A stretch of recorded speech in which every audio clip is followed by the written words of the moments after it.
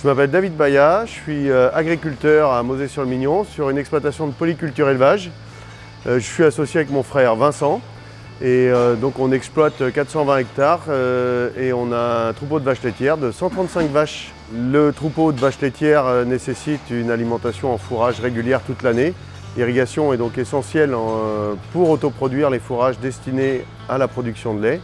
Et elle est aussi utilisée pour les productions notamment de tournesol et de maïs, produits qui servent à l'alimentation humaine. Ça fait un peu plus de 20 ans que je suis installé sur l'exploitation. Nous avons diminué notre surface en maïs d'à peu près 50% sur la partie maïs grain, que nous avons substitué par du tournesol moins gourmand en eau, et une partie du maïs aussi a été substitué par du sorgho. C'est notre façon à nous de nous adapter en fait au changement climatique et à la baisse de la ressource en eau. Même si les pluviométries hivernales sont suffisantes, nous n'avons pas de visibilité en fait sur le volume d'eau que nous allons pouvoir utiliser pour l'exploitation.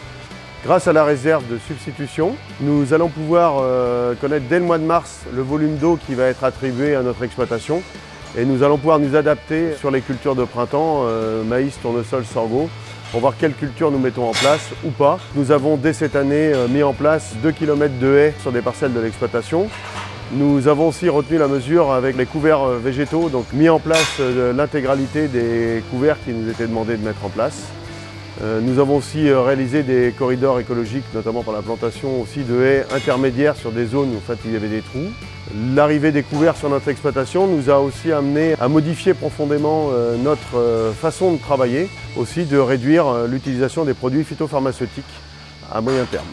Depuis 2 ans, en fait, début de la construction de la CEF17, effectivement, nous avons vu à chaque manifestation organisée des dérapages violents en fait, qui atteignent directement ou la réserve ou même personnellement les membres de la coopérative de l'eau et les adhérents, notamment via les réseaux sociaux. C'est assez difficile à vivre, surtout que dans la façon dont on gère notre entreprise, on a plutôt l'impression d'aller dans le bon sens. Et ce qui est un petit peu pénible, c'est de voir quelques individus qui pensent avoir le monopole de la protection de l'environnement, alors que depuis 20 ans, nous essayons d'adapter nos systèmes pour répondre à plusieurs enjeux, celui notamment de la baisse de l'utilisation des produits phytopharmaceutiques, l'adaptation au changement climatique. Les effluents d'élevage sont traités dans une unité de méthanisation dans laquelle on va récupérer le méthane qui va servir à de l'énergie. Il nous permet ainsi de participer à la transition énergétique.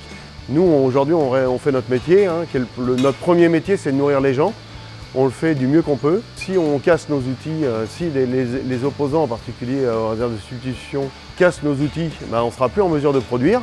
Et donc l'alternative qui restera aux gens habitant en France, c'est d'être obligé d'importer des produits, de la viande qui vient d'Argentine, du lait qui vient de Nouvelle-Zélande ou d'Océanie. Voilà. Et, en fait, moi, ce n'est pas une question de peur. Je pense que c'est plus au consommateur de savoir ce qu'il faut, de savoir ce qu'il veut. Et ce qu'il veut, une alimentation contrôlée qui vient à proximité de chez lui. Si ça ne vient pas de chez nous, ça viendra d'ailleurs. Donc pas forcément produit avec les mêmes normes qu'on connaît en France.